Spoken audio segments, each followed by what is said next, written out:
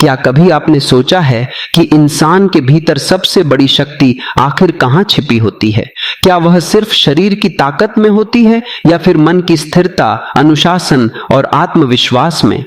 आजकल बहुत से लोग दावा करते हैं कि कुछ दिनों तक ब्रह्मचर्य का पालन करने से इंसान की छुपी हुई शक्ति जाग जाती है।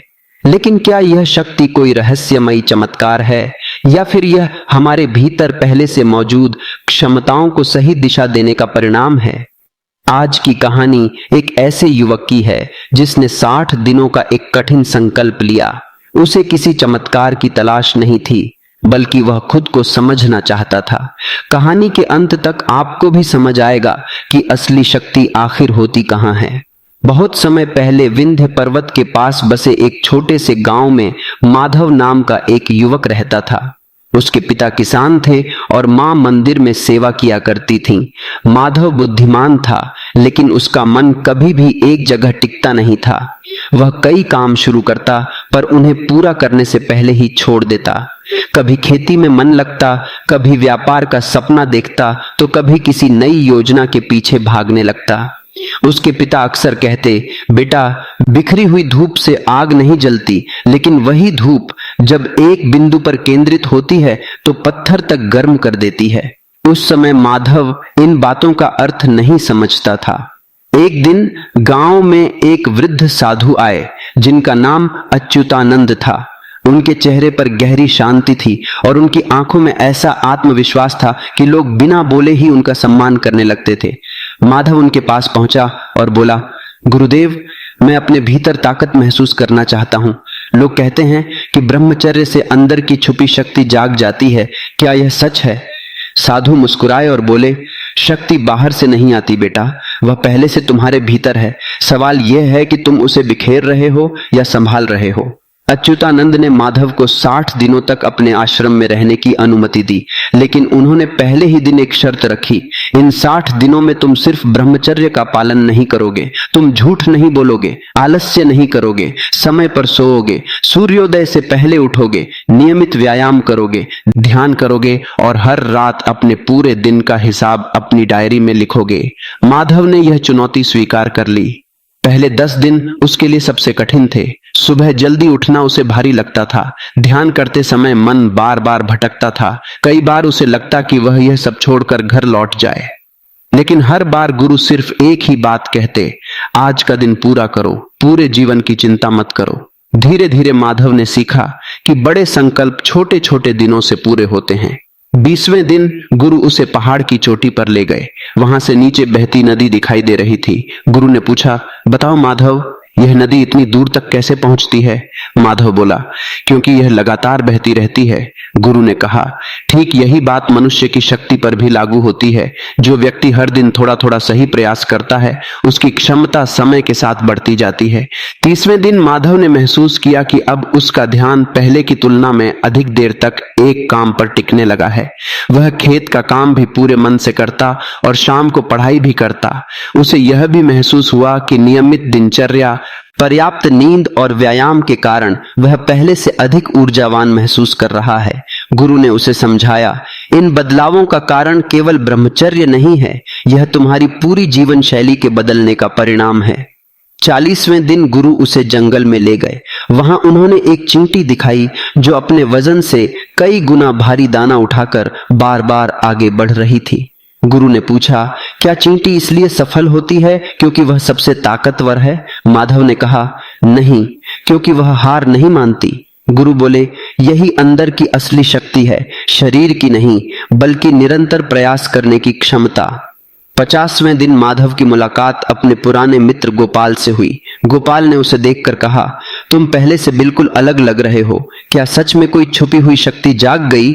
माधव मुस्कुराया और बोला, अगर समय की कद्र करना, अपने मन को थोड़ा बेहतर समझना, काम पर ध्यान लगा पाना और कठिन समय में शांत रहना शक्ति है, तो शायद हाँ, लेकिन मुझे कोई जादुई शक्ति नहीं मिली। मैंने सिर्फ अपने जीवन को व्यवस्थित करना सीखा है। आखिरकार 60वां दिन आ गया। सुबह सूर्योदय के समय गुरु अच्युतानंद ने माधव से पूछा, बताओ इन 60 दिनों में तुम्हें क्या मिला? माधव कुछ देर मौन रहा, फिर उसने कहा, गुरुदेव, जब मैं यहाँ आया था तब मुझे लगता था कि मेरे अंदर कोई छुपी हुई शक्ति सो रही है जो एक दिन अचानक जाग जाएगी, लेकिन अब समझ आया कि शक्ति कभी सोई हुई थी ही नहीं, वह तो हमेशा मेरे भीतर थी, बस मेरा मन बिखरा हुआ था। मैंने अपनी आदतों, अपने समय और अपने विचारों को एक दिशा देना सीखा, इसलिए अब वही शक्ति दिखाई देने लगी है। गुरु संतुष्ट होकर बोले, यही सबसे बड़ा रहस्य है। लोग चमत्कार खोजते हैं जबकि असली परिवर्तन धीरे धीरे होता है। याद रखो, यह कहना सही नहीं होगा कि 60 दिन ब्रह्मचर्य करने से हर व्यक्ति में कोई निश्चित या अलौकिक शक्ति जाग जाती है, लेकिन यदि कोई व्यक्ति इन 60 दिनों में आत्म संयम के साथ अच्छी नींद, संतुलित भोजन, नियमित व्यायाम, ध्यान, ईमानदार मेहनत और उद्देश्यपूर्ण जीवन अपनाता है, तो वह अपने भीतर आत्मविश्वास, एकाग्रता, अनुशासन और मानसिक शांति जैसे सकारात्मक बदलाव महसूस कर सकता है। माधव जब अपने गांव लौटा तो लोग उसके चेहरे पर पहले से अलग आत्मविश्वास और स्थिरता देख रहे थे, लेकिन जब भी कोई उससे पूछता, क्या सच में 60 दिन में अंदर की छुपी शक्ति जाग जाती है, तो वह मुस्कुराकर केवल इतना कहता, शक्ति जागती नहीं, उसे पहचानने की समझ जागती है।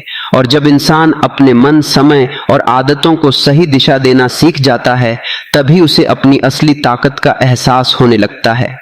माधव की यह यात्रा 60वें दिन पर समाप्त नहीं हुई, बल्कि उसी दिन से उसके जीवन का एक नया अध्याय शुरू हुआ। गांव लौटने के बाद उसने महसूस किया कि सबसे कठिन काम 60 दिन पूरे करना नहीं था, बल्कि उन अच्छी आदतों को जीवन भर निभाना था। एक सुबह वह अपने खेत की ओर जा रहा था, तभी रास्ते में उसकी मुलाकात गांव के सबसे वृद्ध व्यक्ति धर्मदास से हुई। धर्मदास ने मुस्कुराकर पूछा, बेटा, सुना है तुम आश्रम से बदलकर लौटे हो, बताओ क्या सच में तुम्हारे भीतर कोई छुपी हुई शक्ति जाग गई?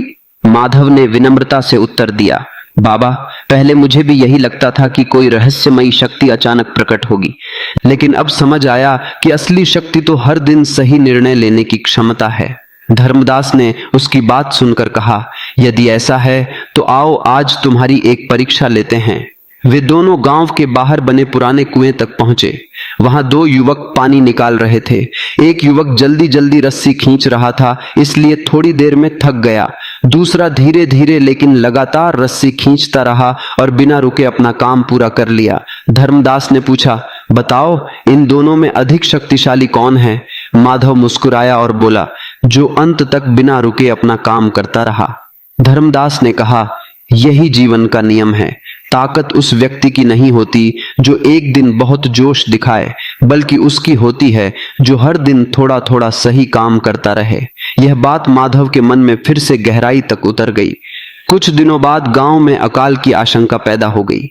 बारिश समय पर नहीं हुई थी और किसान चिंतित थे। कई लोग घबराकर अपनी मेहनत छोड़ने लगे, लेकिन माधव हर सुबह पहले की तरह खेत में पहुंचता, मिट्टी तैयार करता और उम्मीद के साथ अपना काम करता रहता। लोगों ने उससे पूछा, जब बारिश ही नहीं हो रही तो इतनी मेहनत क्यों कर रहे हो?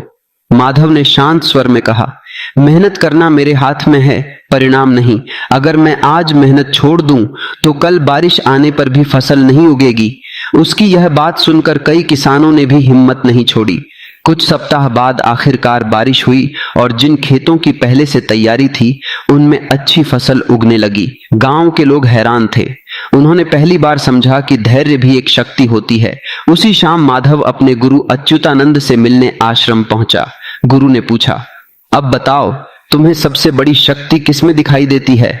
माधव ने उत्तर दिया, पहले मैं समझता था कि शक्ति शरीर में होती है, फिर लगा कि मन में होती है, लेकिन अब समझ आया कि सबसे बड़ी शक्ति सही आदतों को कठिन समय में भी न छोड़ने में होती है। गुरु मुस्कुराए और उसे आश्रम के आंगन में ले गए। वहां एक छोटा सा बरगद का पौधा लगा था। गुरु बोले, जब तुम पहली बार यहाँ आए थे तब यह पौधा लगाया गया था। देखो आज भी यह बहुत बड़ा नहीं हुआ, लेकिन इसकी जड़ें पहले से कहीं अधिक गहरी हो चुकी हैं। इसी कारण एक दिन यही पौधा विशाल वृक्ष बनेगा। इंसान का चरित्र भी ऐसा ही होता है। शुरुआत में बदलाव बाहर से दिखाई नहीं देता, लेकिन भीतर जड़ें मजबूत होती रहती हैं। माधव देर तक उस पौधे को देखता रहा। उसे महसूस हुआ कि पिछले 60 दिनों में उसके साथ भी यही हुआ था। बाहर से शायद वह पहले जैसा ही दिखता था, लेकिन भीतर उसकी सोच, उसका धैर्य और उसका आत्मविश्वास पहले से कहीं अधिक मजबूत हो चुका था। उस दिन उसने अपनी डायरी का एक नया पन्ना खोला और लिखा, पहले मैं शक्ति खोजता था, अब मैं चरित्र बना रहा हूं, क्योंकि चरित्र बन जाए तो शक्ति अपने आप सही दिशा में काम करने लगती है। वर्षों बाद जब दूर दूर से युवक उसके पास सलाह लेने आने लगे और पूछते, क्या 60 दिन का ब्रह्मचर्य सच में जीवन बदल देता है, तो माधव हमेशा मुस्कुराकर कहता, यदि इन 60 दिनों में तुमने केवल दिनों की गिनती की तो शायद कुछ खास न बदले, लेकिन यदि इन 60 दिनों में तुमने अपने विचार, अपनी दिनचर्या, अपनी मेहनत, अपनी नींद, अपना भोजन और अपने व्यवहार को बेहतर बनाना सीख लिया, तो तुम्हें लगेगा कि तुम्हारे भीतर एक नई शक्ति जाग गई है। वास्तव में वह शक्ति नई नहीं होती, बल्कि तुम्हारा अनुशासन पहली बार उसे सही दिशा दे रहा होता है। इतना कहकर वह आसमान की ओर देखता और धीरे से कहता, इंसान की सबसे बड़ी विजय किसी और पर नहीं, बल्कि अपने बिखरे हुए मन को एक उद्देश्य पर टिकाने में है। जिस दिन यह हो जाता है, उसी दिन से भीतर की असली शक्ति दिखाई देने लगती है।